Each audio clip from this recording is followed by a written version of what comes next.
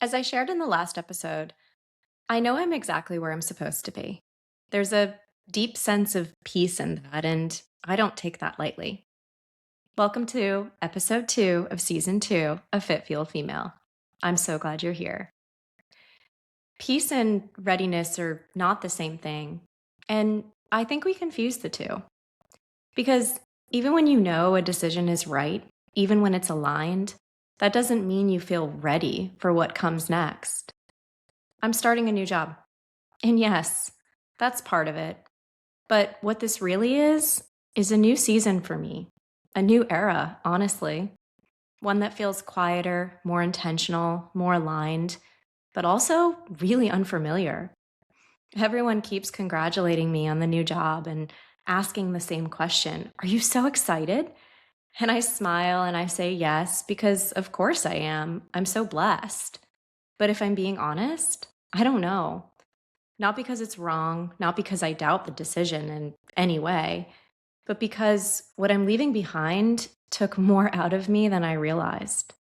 That season drained me. It chipped away at my energy. And if I'm being really honest, it took a small piece of my confidence with it. And that can really mess with your head because when something ends hard, you don't just walk into the next thing untouched. You carry a little residue with you, whether you like it or not. But here's what I also know. I've been here before, and I'll probably be here again. I know the playbook. Not the exact role, not the exact environment, but the rhythm of rebuilding confidence, of finding my footing, of remembering who I am once I'm in motion again. And then that other voice shows up, the one that says, "Are you really ready for this?" And that's when I started thinking, are we ever actually ready for the things that stretch us? I mean, if we were fully ready, would we even take them? Would we grow in them? Probably not. Because if everything felt comfortable from the start, we'd likely get bored. We'd stop learning. We'd stay exactly where we are. And this isn't just about work. Think about motherhood. If someone had truly told us everything to prepare for, would we have done it? Would we have signed up? Maybe not. Fitness works the same way. You don't wait until you feel strong to start. You start, and the strength comes later. Marriage, big moves, life. None of the things that changed me the most came when I felt fully ready. They came when I was willing to show up unsure, willing to trust what I've already built, willing to believe that a temporary lack of confidence doesn't erase years of capability. So if you're standing at the edge of something new, a new job, a season, a version of yourself, and you're waiting to feel ready, this is your reminder. You don't need to be ready. You just need to be willing. And honestly, I think about this a lot when I watch my kids. I am constantly amazed by how they just step into what's in front of them. Every year, it's a new grade, a new teacher, new classmates, new routines, new everything. And they don't sit around asking if they're ready. They don't overanalyze whether they're prepared enough or confident enough or qualified enough. They just go. And sure, maybe they feel it more than we see. Maybe they have nerves we don't hear about, questions they don't always say out loud, but they still show up. My son, he's a little more cautious. Maybe that's a firstborn thing. He likes to observe first, take it in, and make sure he understands the room. And then watching him walk into new places, meet new people, try new things, it still amazes me. My daughter is the complete opposite. She jumps in head first, no hesitation, no second guessing, which makes it even funnier when you think about food. Because my kids will walk into a brand new classroom full of strangers without blinking, but ask them to try a new vegetable? Absolutely not. Getting them to try something new is pure negotiation, bribery, honestly. My husband literally told my son the other day he'd buy him a pack of Pokemon cards if he just tried one new food. And I remember thinking, we're brave about everything except broccoli? And that contrast makes me smile. Because it reminds me that courage doesn't mean fearlessness. It just means you're willing in some areas and working on others. And maybe that's true for us too. At what point do we learn that we're supposed to be ready before we begin? At what point do we stop trusting that we'll figure it out once we're in it? Because resilience doesn't come from being prepared for everything, it comes from learning that you can handle more than you think. And somewhere along the way, as adults, we forget that. We start believing we need certainty before movement, confidence before action, proof before permission. But kids, they remind me that growth doesn't wait for readiness, it responds to willingness. Which leads me to my first lesson. Readiness is not the requirement. Here's the thing I keep coming back to. We talk about readiness like it's the price of admission, like you're supposed to feel confident, capable, and certain before you step into something new. But that's not how growth actually works. Readiness is a feeling, and feelings, they're inconsistent. But willingness, it's a decision, and decisions are powerful. When I really think about it, none of the major decisions in my life came when I felt truly ready. Not the big moves, not the jobs, not marriage, not having kids. Some of those decisions came with more certainty than others, yes, but readiness? Not really. What they all had in common, though, was willingness. And sometimes even that didn't show up right away. Sometimes it took time to process, time to let fear settle, time to decide that staying still felt heavier than moving forward. But once the willingness was there, the rest followed. Because when you have the will, the skill will follow. You learn, you adapt, you grow into what's being asked of you. And I've learned the inverse is true too. You can have all the skill in the world, experience, talent, credentials, but if you don't have the will, that will eventually catch up with you. Skill without willingness leads to resentment, burnout, stagnation. And honestly, this podcast is a perfect example of that. When I started Fit Fuel Female, I didn't feel ready. I didn't feel particularly skilled at podcasting. I didn't have a roadmap.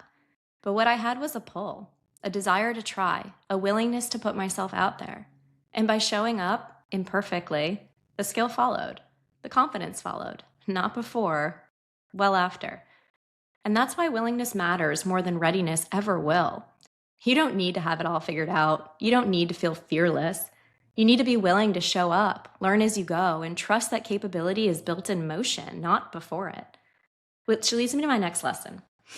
Fear doesn't protect you, it limits you. Here's something I've been sitting with lately. Fear doesn't stop death, it stops life. And I don't mean that in some big dramatic way. I mean it very practically. When we tell ourselves we're not ready, what we're really saying is that fear is in the driver's seat. Fear of failing, fear of being exposed, fear of getting it wrong, fear of disappointing people, fear of realizing we're not as good as we had hoped. And the tricky part is that fear feels responsible. It convinces you it's being cautious, that it's protecting you, that it's saving you from embarrassment or regret. But what it's actually doing is really narrowing your life. Because when you wait until you're not afraid anymore, you don't move. You delay. You shrink your choices. You talk yourself out of experiences that would stretch you in likely the best of ways.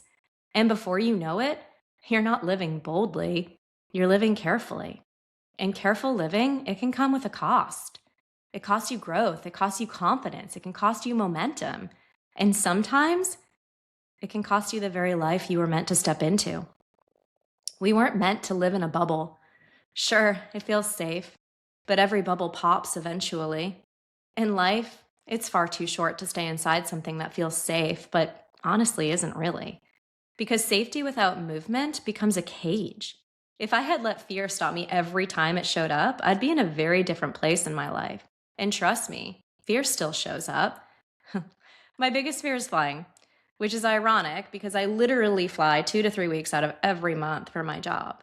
Sometimes I'm sitting there having a full-on panic moment and the person next to me is totally calm and they'll turn to me and ask, "Oh, is this your first time flying?"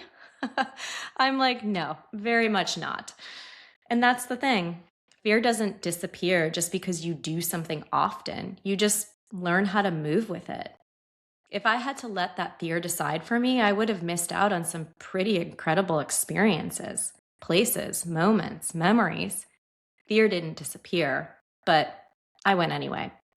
And that's the difference. I don't want fear deciding for me anymore. I don't want it shaping my choices, my timing, or my belief in what's possible.